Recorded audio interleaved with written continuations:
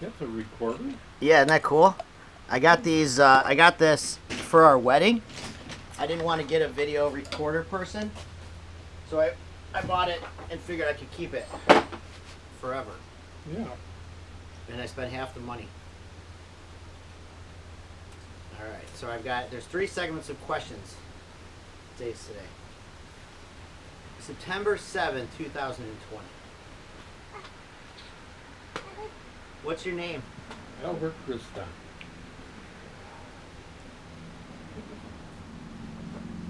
Okay.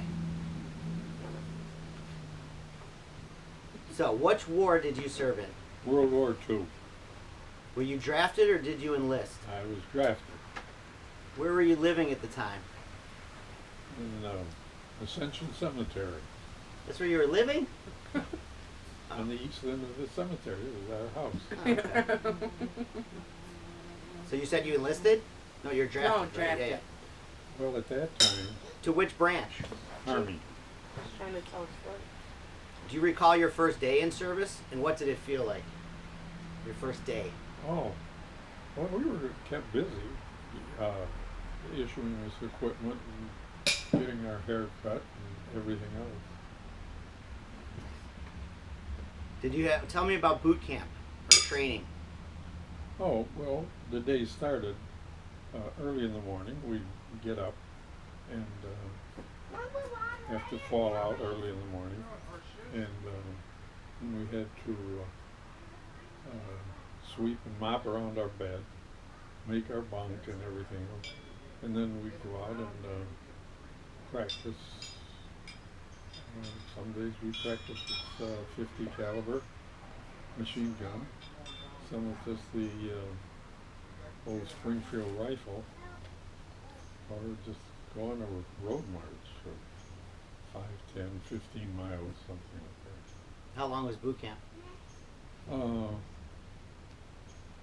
Well, between that, about 6 months total, 3 months real active, and then more training after. Do you remember your instructors? The what? Your instructors. Do you remember your instructors from boot Yeah. camp? Well, they were both corporate.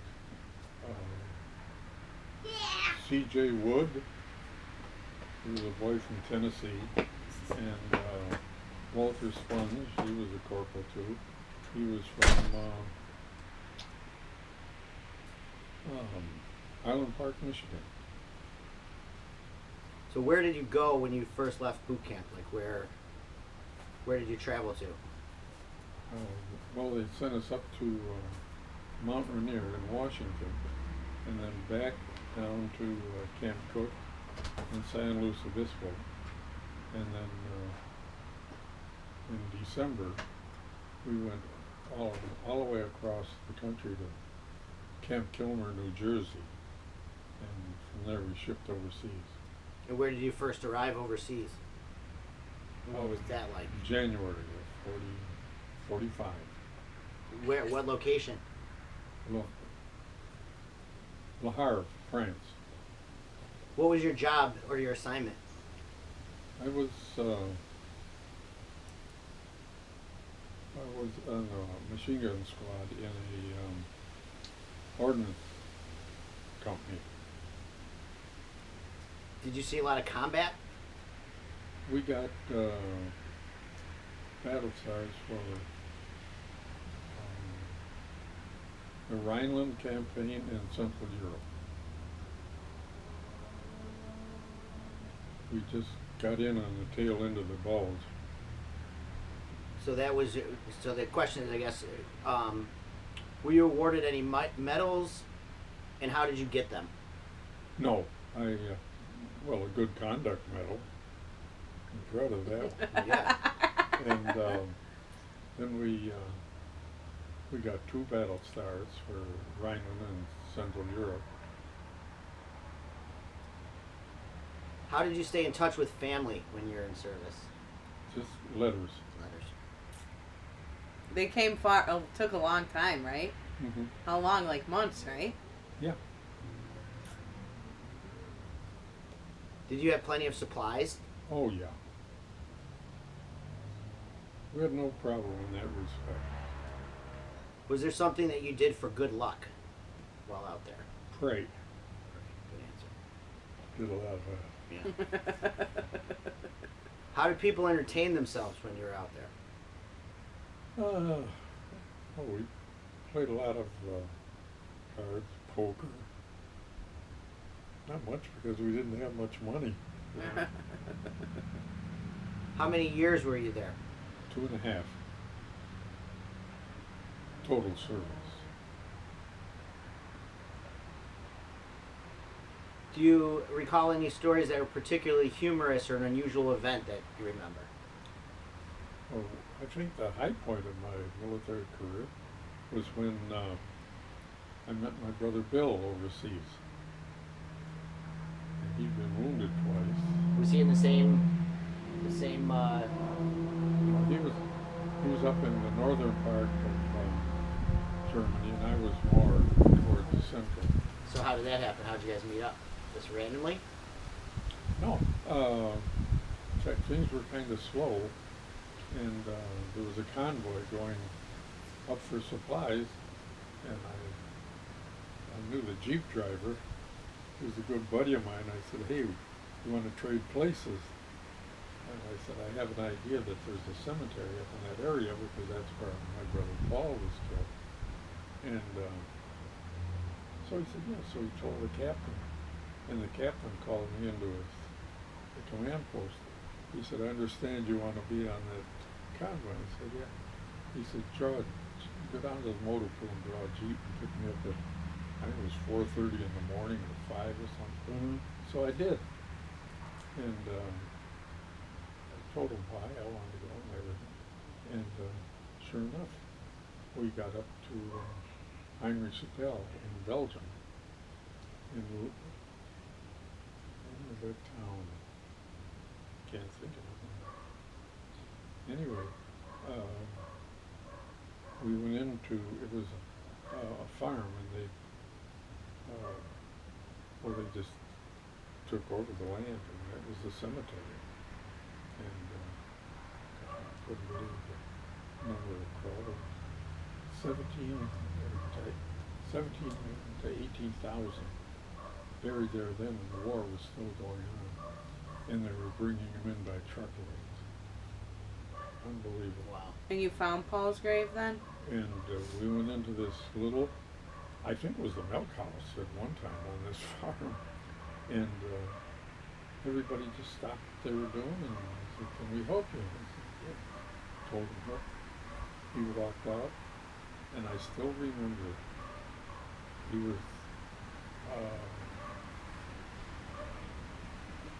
GOY, grave 10, no, it was section 200 or something. Mm-hmm. But still, you remember the row and the number and everything still, huh? That was all temporary, because now, Because they moved everything, right? oh, Hi guys. beautiful. Yeah. Hi, Katie. How are you? There's Just doing a seven, she's taking Grandpa next and a couple 7,390 some buried there now. A lot of the fellows were sent home. The folks didn't have Paul brought back. And it is just flat out beautiful the way they take care of everything. We were just actually talking about this. So, do you recall the day that your service ended, which is kind of cool? Tell me about again the day that you found out the war was ending. That it was over. Yeah. Um, And where were you? well, we were up in Germany when the war in Europe, and then we were at Marseille, France, when they dropped the bomb. We were a red hot outfit.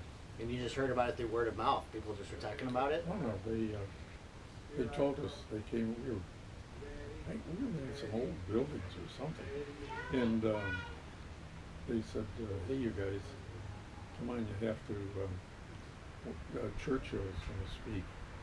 Well, we knew what he was going to say, so we had to wade through some mud and whatnot, and we were just sitting around on the ground, and somebody had a little radio, and all of us were sitting around the radio, and Churchill says, "The war in Europe is over."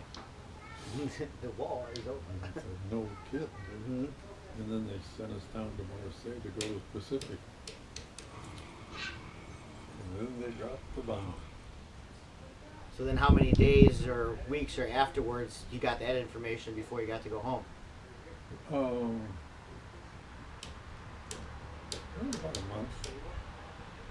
Yeah, because we left France on the 4th of September. Mm-hmm. Could have been us headed for the Pacific. Yeah, because it was early August, right? Yeah. And then when you went home, did you work or did you go back to school or what did you do? Yeah, I broke my leg playing ball first. Playing baseball? Softball. Softball? Yeah. I went to mortuary school. This is this obvious one. Did you make any close friends while She in fell out of service? Oh, bed. yeah. Did you continue those relationships? They're all gone now. They're all older than I. I was the youngest in the company. Oh, really? Ask Grandpa what happened when he broke his leg. What happened when you broke your leg? Grandma Betty came to visit you? Oh, yeah. She was, well, I was home then, but they had a hospital bed at home. And I had a big cast that came from here all the way down to my toe. How did you break it? Playing ball, I was after a fly ball, and another fellow was too. He dove for it, and I was running straight up, and he, it's like Oh, no. a block. Took it out, yeah.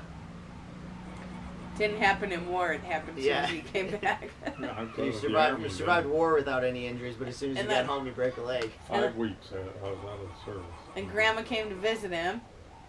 Oh, yeah. And then what? I switched. And then what? When we were little, said, almost fell out of bed. Yeah. That was like their on your first kiss? You were First in kiss. bed? He We was in couldn't bed. believe it. She knocked you off your feet and out of your bed. Yeah. I'll never forget that one. Shocked her parents. Yeah. Did you join a veterans organization? I think that's the VF. Did you join a veterans organization? Oh, yeah. So yes. Which is what? Which one? The American Legion in Mundelein and the VFW in Mundelein. What did you go on to do as a career after the war? I became a funeral director. Did your military experience influence your thinking about war in general? Huh? Did your experience in the military affect your thinking about war in general? Oh, yeah. In what way? Well, I think it was very important that we were there. God only knows what the country had been like if Hitler would have Yeah, for the one. Yeah. won it. Did you attend reunions? Oh, yeah. We used to have a reunion every year that one of the fellows, my company only had, we were a small unit, Mm-hmm. and so we, I had them at, I think we had the first one in Mundelein, and then one other time. And then it ended up, there's only 2 of us left, and he died 2 years ago, so I guess I'm the last one of the outfit. Yep. Maybe. What would you say your most memorable experience was? Probably meeting my brother overseas. Yeah, great brother. It's a special one. It's good. Yeah, Bill didn't recognize me. He never told you about it. You never got that far. Oh yeah, can you? Because we started talking about Paul. Can you tell me that story again when you went to meet your brother? When I Well, you were telling me the story about meeting your brother, and then we started talking about Paul a little bit. So can you finish that story? yeah. The story about meeting your brother over there. Oh, That story. Yeah. Well, when we left the cemetery, the captain said, would you like to see your other brother? And I said, yeah. He said, well, you have to drive at night. I said, I'll drive. So we got up Krefeld, Germany, I think it was. And Germany, is it? yeah, we were in Germany, and he went into the command post that came out. He said, "They just sent a runner down. Your brother is in this town." I said, "Okay." So they had bed sheets hanging out of the windows that they surrendered and everything. And it was March of '45, and my brother had a habit of hitching up his pants. And I saw this GI come out of the building, and all of a sudden he hitched up his pants. He was still a block away. I thought, oh my God. You knew right away just from that? Yeah, and so he came up, walked right past me. I said, "Hey, Bill." He says, "What the hell are you doing up here?" I said, "I came to see you." So we had about an hour or so visit. And he looked great. Yeah, It was like a furlough home. that's awesome. He'd been wounded twice. How so? He got strafed the first time. Got shot through both feet. He was supposed to go on the gun at 1:30 in the morning, and about 1:15, the planes came over, German planes, and he rolled over to get his helmet, and he had his foot like that. The bullet went in on this side, out over here, and out over here, and never hit a bone. Oh my gosh. But it shattered the nerves in there, so he always had foot problems. Mhm. And Wow. then the next time he got hit, there was a piece of shrapnel hit right on See it a few months the ago. joint. And the shrapnel was sticking out of his head. And they said, "You better get back to the aid station." So he took off. And some guy stuck his head out underneath the half track. And he says, "Hey, come over here and I'll pull that thing out of your head." And Bill said, "Are you a medic?" And he said, "No." He said, "But I got a pair of pliers." Wow. Wow. Can you imagine? They're No. tough cookies. Yeah. Oh man. That's pretty much it through my little question. Is there anything else you'd like to add to my little interview that I didn't cover? No. Okay. Thank you. Oh, that's no. Really, see, I was.